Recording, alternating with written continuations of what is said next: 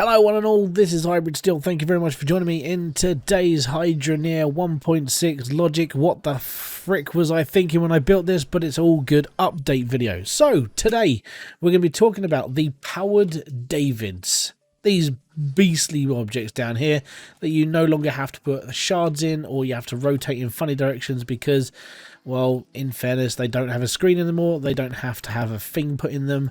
We're all good. We can now lay these down as well. So to put this into perspective, let me just lay it down. So you can now lay it in the floor, and you can get that extra bit of profit out the bottom, which is good. So that's already a positive. Okay, already positive. We can lay these down, and it's all good.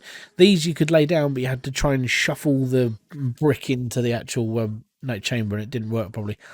So what we've done is we've built what I would normally build as my standard Goliath build. So Goliath's going on to, like, you know, here, and then we're going up to here, then we're going to go through the harvester, and then bits come out of there, and it's all good. Added a couple of bit of logic in, so we've actually got a thing to turn on the water supply, which is brilliant on both vents. And we're using we've got the reactor going, so we're looking at the filter here, which gives us 100% filtered water instead of having to use like 5 different filters. These do need repairing, so be prepared for tool bags at the ready. Obviously we're using this as well, which is a boosted water pump. So instead of using like the bog standard ones where we have to put the shards in the chambers, we're now using a brilliant piece of kit, which is basic. These are really expensive as well, but you plug it into the reactor and it gives you 100% worth of water pressure. Well, now we've got a few of these dotted around, so we've got one up there, one down here, and we've got 4 in the back of each one of the Goliaths as well. So we're running at 100% worth of pressure in here. We're running at around sort of 90-ish% when we get down to, well, about 95% when we get around to the actual conveyor belt. But we are using one in the back of the harvester as well, which is good. We need all this, and also the reason why I have another filter here for power is because I've split the line before the filter. Obviously, we need to filter the line so this doesn't break as well.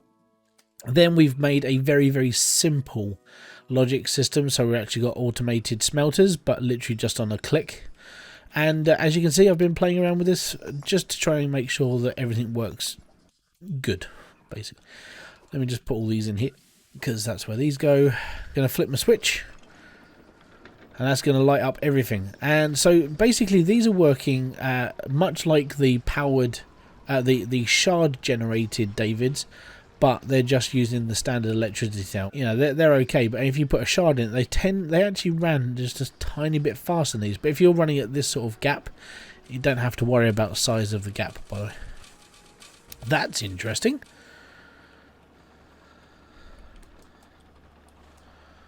I've never had that happen before, so we'll move that over. That's fine. So we are producing quite a lot of stuff. Now don't forget, because we are mincing it, we're mincing everything down to very small particles. You will get a bit of like spillage occasionally from bits of dirt on the floor. Just pick them up and chuck them in the system and let them file to the end and be happy. So what we've done here is we've made this so we don't have to mess around too much with the actual smelting process, so to speak. Now each one of these smelters is basically hooked up to the power, hence the red cable that runs, hence the red cables, and then it's hooked up to this logic switch. Now the logic switch controls the smelter, which is good. And what we will do is, if we click it now, instant smelt,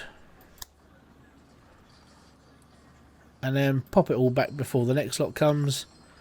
Make sure that's all done as well. And there we go. We got a really nice pile of stuff now building, and everything's clean as a whistle, ready to go for the next load. These powered Davids are working absolutely amazingly. I really don't mind using these, and they're so much easier to set up. They're a little bit more versatile than the bog standard water ones.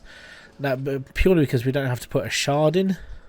And we can now mount them, as I said, sideways, so we can put them into the ground and we can get that extra bit of profit. So because with Hydroneer it does work that the deeper you are and the deeper you're mining dirt, the more profit you're going to make. So this is something that you do need to consider when making stuff with Davids.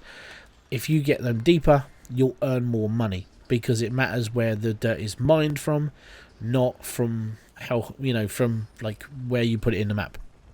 So it comes always from the bottom. If you're drilling at the bottom, you're going to earn more money. And there you go. And that's all good. What we've got here is we've got our logic pipes that are the valves to turn on the water. We're using the reactor to power everything, and we're using the powered filter, and we're using the powered booster as well. And all of that makes this amazing little build where all you have to do now is make sure everything's fixed and repaired. So always make sure you've got like a magnifying glass. Mine's around here somewhere. I can't remember where I put my magnifying glass. I would suggest, if you're going to do a Goliath build, make sure you know your timings between the Goliath build itself and your smelting process, just so you know when to actually push the button. Apart from that, guys, this is I actually prefer using the powered ones over the water because they're more versatile, easier to set up, and I don't have to worry about how many shards I need. Literally all I got to do is put shards in that and I'm all good.